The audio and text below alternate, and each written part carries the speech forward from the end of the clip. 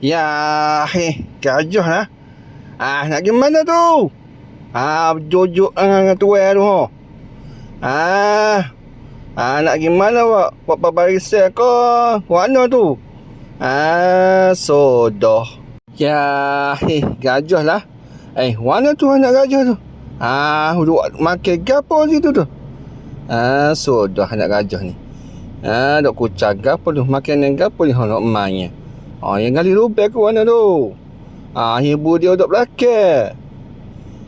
Tengok nakal dia, awak nakal dia Tuan pun ada Ya, gajah lah. Mana tu?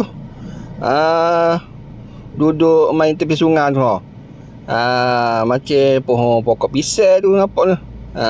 So dah gajah ni. Nak buat gapo situ tu? Ya kucak tu tengok. Duduk cari makan rupanya. Ya, gajah lah. Mana ni ada gajah ni? Mai air lah. Hai seluk habis ni berkubang molek dia ni tengok ni gajah ni pagi lagi duk kubang.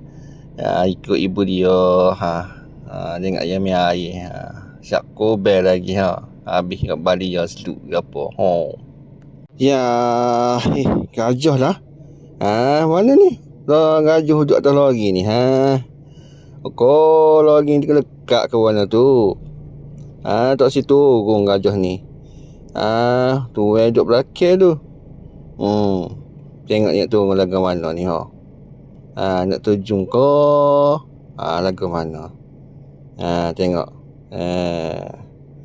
Tengok dia turun. Sebab tu dia kata lori ni hundu tempat yang tinggi, mudah dia nak turun. Tidak kalau nak terjun gitu yang ke gajah ni sebab dia besar. Tu pun dia takut nak turun siapa yang duduk nerak siapa ni sia ke gajah ni nak turun mana ni. Boleh dah boleh. Mojo dah. Kaki belakang tu jatuh gitu. Modek gajah ni. Beres kau beres kau. Tengok. Jogo hai ni mo ni. Jogo Ya, gajah lah. Mana ni gajah ni?